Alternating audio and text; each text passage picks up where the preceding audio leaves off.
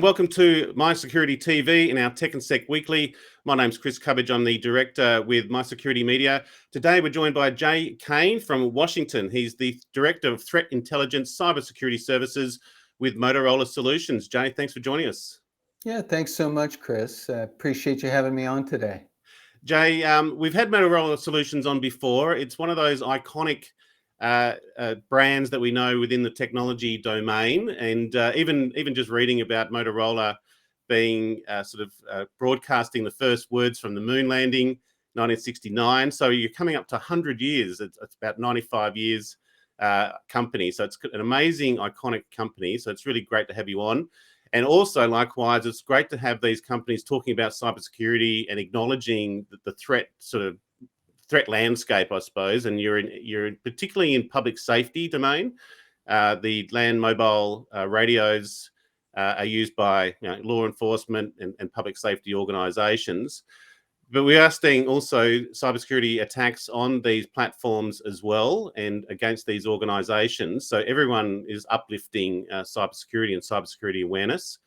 Maybe just let's talk about the threat landscape for public safety organisations and what you're observing. We've had our fire services, our police services being attacked here and compromised here in Australia. I imagine you're seeing the same thing in the US and globally. Yeah, we sure are, Chris. And in fact, I think what we're seeing, even as we look back over 5 years now, is a steady increase in the number of attacks, the complexity of attacks, and then really also the number of threat actors that have gotten into the game, by and large, for financial reasons. And when you look at public safety, emergency communications, as you mentioned, land mobile radio, computer-aided dispatch, call handling, be it the 000 centers, the 911 centers here, it's a no-fail mission.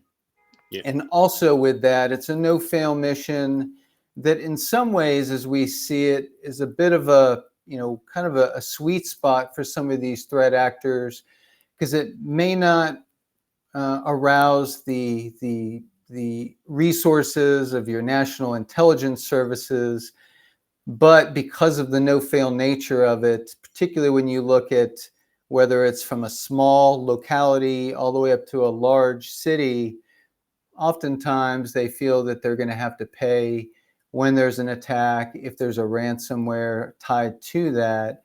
And so, as you mentioned, we've been around for quite some time, to include over 50 years in Australia, and supporting the Australian people, to include first responders. And it's really something that we take very seriously, not only our role in that public safety ecosystem with emergency communications, but as you alluded to, it's also now factoring in these various cyber threats, be they from nation states, from hacktivists, from extortion actors, and even the initial access brokers that we seem to be proliferating more and more every year. And it's a complex environment. And at the same time, those first responders, they've got their mission that they've got to do on the law enforcement side. And we've got to help to maintain that mission assurance for them. And I take it to also a challenge, because they're, as you say, the first responders, they're not necessarily, IT orientated and may not understand the technologies that they're using, and increasingly reliant on these technologies for communications and facing more and more dangers, which creates more opportunity, I suppose, for threat actors. They're often also state-based or local-based, as you say, so they don't have those technical resources to understand what might be happening. And it is definitely critical and life-threatening if it goes through. There's a range of different attacks, and these are on the increase. Some of the numbers here: 700% increase in distributed denial of service attacks or DDoS attacks on public safety organisations, and 179% increase in hacktivist activity. Now, that creates a real need and demand for urgent uplift on cybersecurity and the security of these networks. Maybe just talk us through where you're at and where Motorola is at as a global brand and a global leader in this domain. Yeah, certainly, Chris. So in just the last few years, the company, in addition to certainly, as I mentioned, the land mobile radio, computer-aided dispatch, and call handling, but it's also acquired two cybersecurity companies, with Lunar Line on the professional services side, and then Delta Risk with its managed detection and response solution, to be able to again support the public safety community, not only ensuring that our products are secure, and certainly from an intelligence standpoint, we've had an intelligence organization focused on cyber threats for a little over 5 years now. At first focused internally, making sure our products are resilient, but then also being able to provide those services, 24/7 monitoring, patching, risk assessments, penetration testing, which are oftentimes, as we go out and engage with the public safety community, that's what we see doesn't exist, or it barely meets a basic state of cyber hygiene. And because of that, combined with, again, that no-fail mission that they've got, we work very hard to support that community, and also to share our insights with them as well. Well, I take it that's the critical nature of the technology that you've got. You already have these client bases and these networks there, so it's great that you've been uplifting your own technology as well on that demand. Maybe just talk us through the Security Operations Center sort of network that you've got globally, and you've opened one recently here in Melbourne. Yep, that's exactly right, Chris. It's a global 24/7 operation.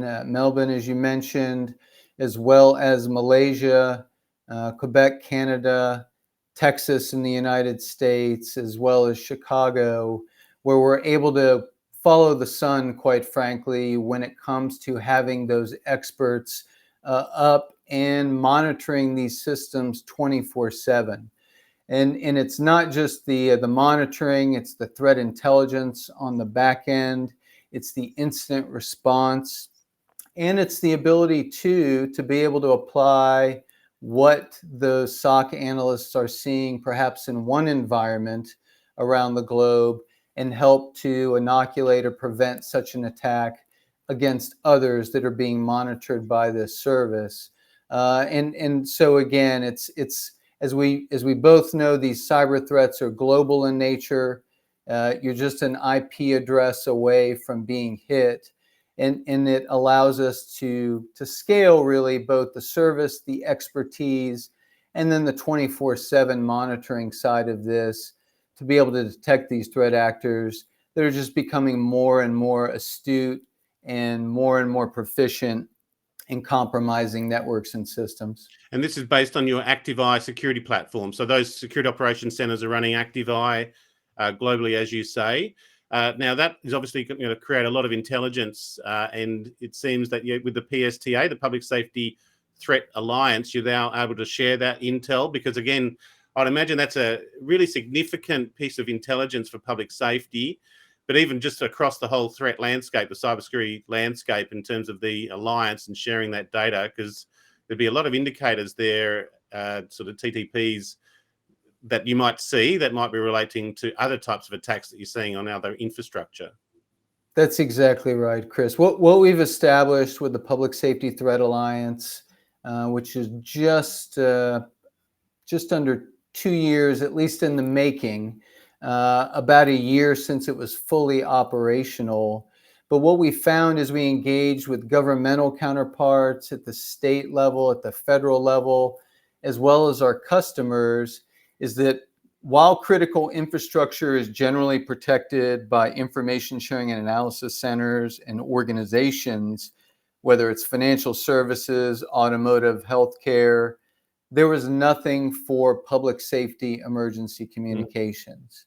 And so given our reach, given those capabilities you mentioned with our ActiveEye system, with the radio products, the computer-aided dispatch products as well that are globally deployed, we felt it was our, really in a lot of ways, public duty to be able to stand this organization up as a community watch really for public safety, as we work to share indicators, intelligence, trends with our members. And right now we've got over 700 members in the Public Safety Threat Alliance, even given and these are public safety organizations in that short time. But the other part of this, as we move forward and grow, we also want to get that if you see something, say something ethos inculcated in the membership, because it may be that a small locality in Oregon in the United States gets hit with ransomware, that they're able to share the lessons learned, the indicators, even anonymously, to protect a small locality in the western part of Australia as well, given again the global nature of cyber threats.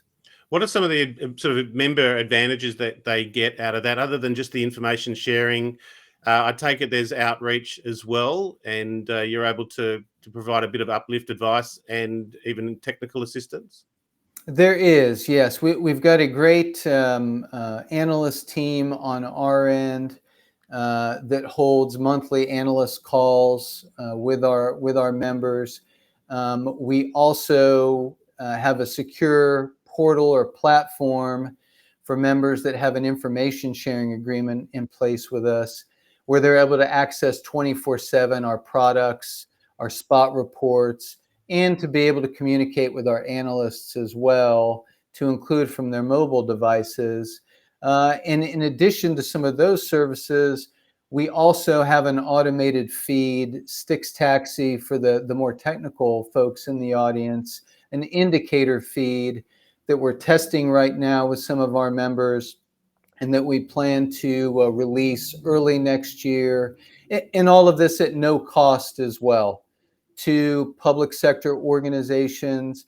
And we plan by the end of the year to start bringing in what we call private sector, our strategic partners, private sector companies that are trusted within this space, that are also willing to share and to be a part of this community as well. Because it's not about just servicing or helping public safety organizations with Motorola products.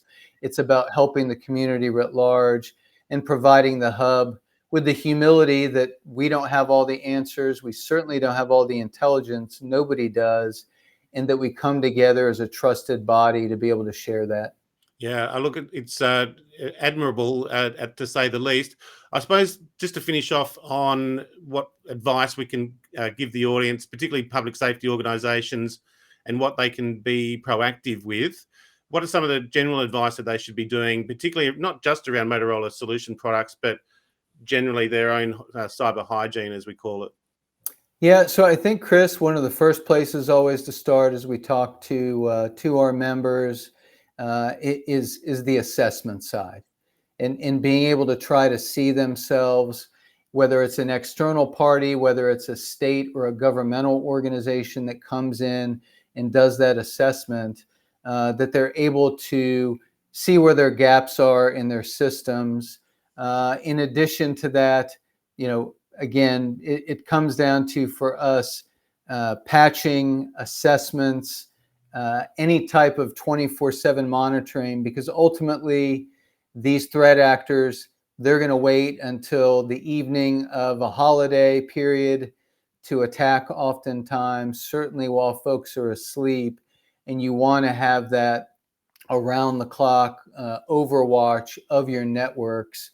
And then I think it's joining these type of information sharing organizations, be it the Public Safety Threat Alliance or others that are out there that can provide information, intelligence, and advice. And the other is help to point you in the right direction as well.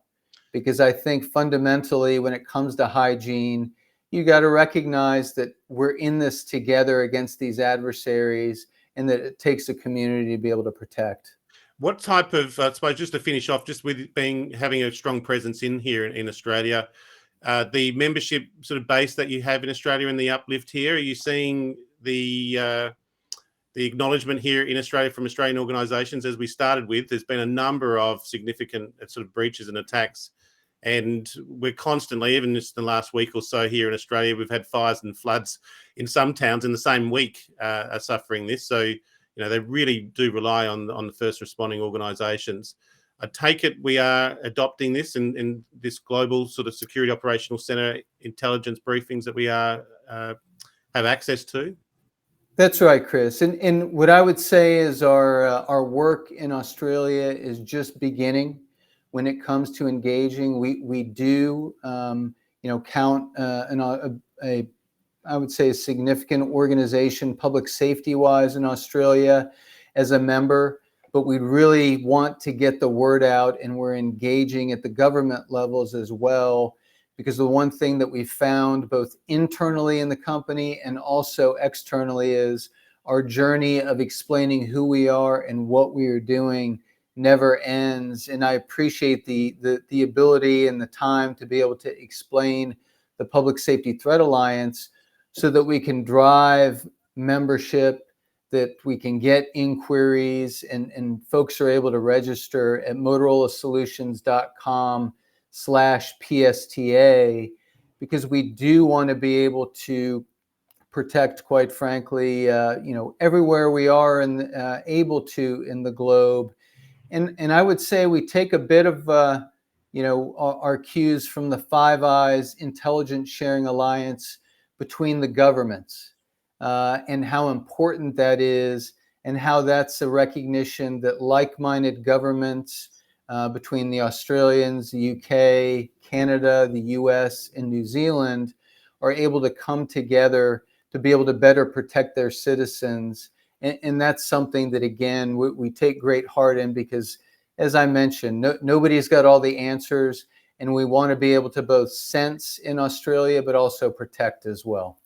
Absolutely. It does align very much to the Five Eyes, as you say. And we see a lot of other cybersecurity companies kind of have alliances, but I think from the frontline technology companies like Motorola Solutions, I think it's admirable that you're doing a whole alliance. It's a really sort of that cross sector between IT and OT cybersecurity, and you're really there in that physical environment. So it's absolutely essential.